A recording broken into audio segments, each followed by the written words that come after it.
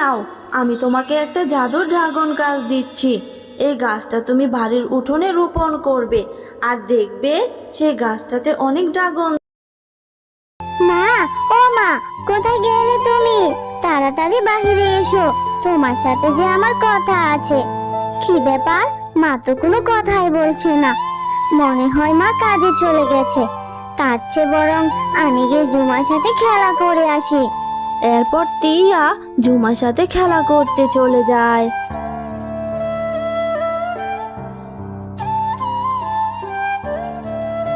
ঝুমা, তুই ড্রাগন ফল খাচ্ছিস? ড্রাগন ফল খেতে বুঝি অনেক মজা, তাই না রে? ঝুমা, আমারও না ড্রাগন ফল খেতে খুব ইচ্ছে করছে। তোর কাছে তো অনেকগুলো ড্রাগন ফল আছে, আমাকে একটা খেতে দে না রে ঝুমা। টিয়া, আমি তোকে ড্রাগন ফল খেতে দিতে পারবো না। আমার এই ড্রাগন ফলগুলো অনেক দামি। আমার বাবা শহর থেকে এই ড্রাগনগুলো এনেছে। আমার মা বাবা আমাকে ড্রাগন ফল অনেকগুলো করে খেতে দেয়।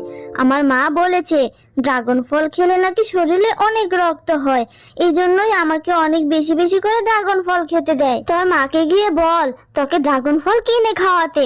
আমার কাছে কেন চাইছিস তুই? হ্যাঁ ঝুমা, তুই এইভাবে কেন বলছিস? আমাকে একটা ড্রাগন ফল দে না রে। আমার যে ড্রাগন ফল খেতে খুব ইচ্ছে করছে। তাছাড়া আমার তো বাবা নেই, তাই আমাকে কেউ ড্রাগন ফল কিনেও দিতে পারে না। আমার বাবা বেঁচে থাকলে আমাকে অনেকগুলো ড্রাগন ফল কিনে দিত।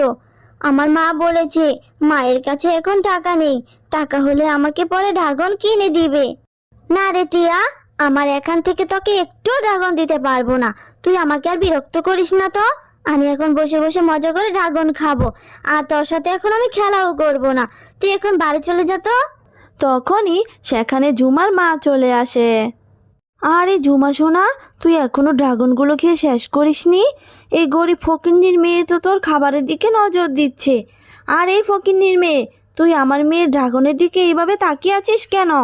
মা দেখো না, আমি সেই কখন থেকে টিয়াকে বলছি এখান থেকে চলে যেতে, কিন্তু টিয়া এখানে দাঁড়িয়ে দাঁড়িয়ে আমার কাছে ড্রাগন চেয়েই যাচ্ছে, এখান থেকে যাচ্ছেই না। আরে ঝুমা সোনা, এদের মতো মেয়েরা আসলে লোভী হয়। আমার মেয়ের কাছ থেকে বুলিয়ে বালিয়ে ড্রাগন খেতে আসছিস, ছোট লোকের বাচ্চা। তুই আর কখনো আমার মেয়ের সাথে খেলতেও আসবি না, এখান থেকে যা বলছি। কাকিমা, তোমরা এইভাবে কেন বলছো গো?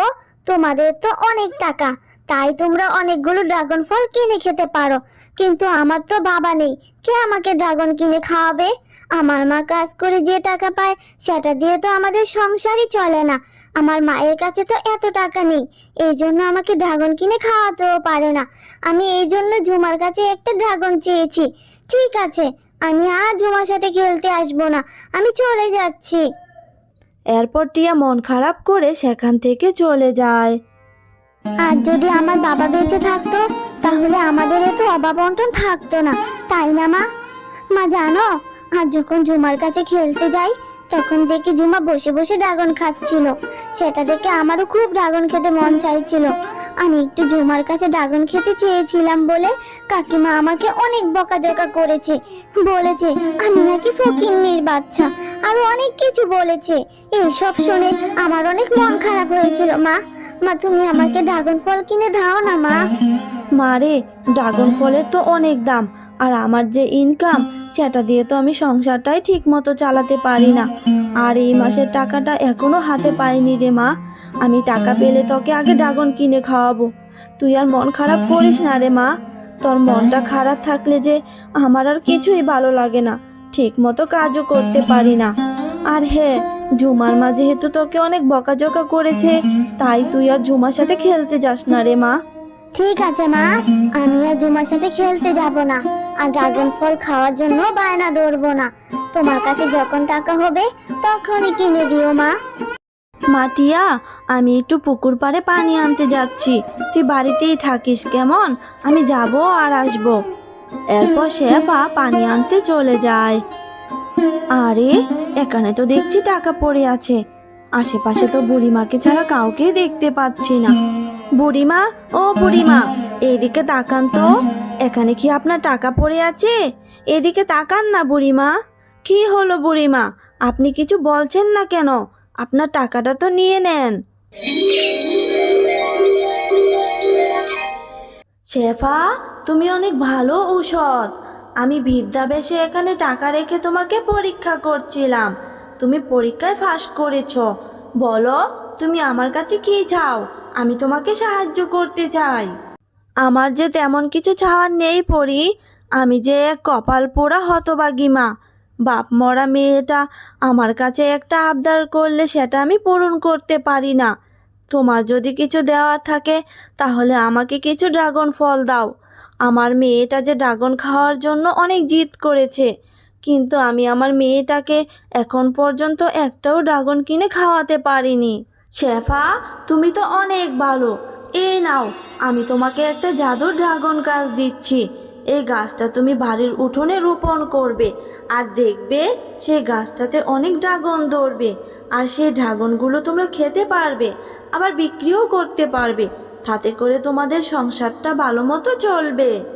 পরি, তোমাকে যে কী বলে ধন্যবাদ দিব। তুমি আজ আমার অনেক বড় উপকার করলে। এখন থেকে যে আমার মেয়েটা ড্রাগন খেতে পারবে। এরপর শেফা বাড়ি এসে জাদুর ড্রাগন চারাটি রোপণ করে দেয়।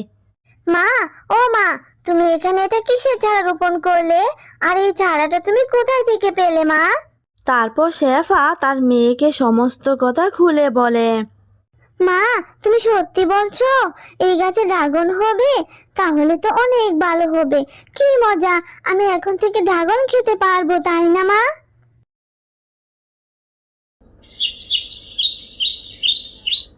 মা দেখো না, আমাদের উঠোনে সেই জাদুর গাছটা কত বড় হয়েছে, আর গাছে কত ড্রাগন ধরেছে। এখন থেকে এই ড্রাগনগুলো আমরা খাবো, তাই না মা? হ্যাঁ রে মা, এইবার মনে হয় আল্লাহ আমাদের দিকে মুখ তুলে তাকিয়েছে। এইবার আমাদের অভাব অনটনও দূর হয়ে যাবে। এই ড্রাগনগুলো তোর যত ইচ্ছা মন ভরে খাবি, আর আমিও ড্রাগন পেড়ে বাজারে বিক্রি করব। তারপর শেফা ড্রাগনগুলো পেড়ে বাজারে বিক্রি করতে থাকে। আর এইভাবে ড্রাগন বিক্রি করে মা ও মেয়ে সুখে দিন কাটাতে থাকে। তাদের আর কোনো অভাবই থাকে না।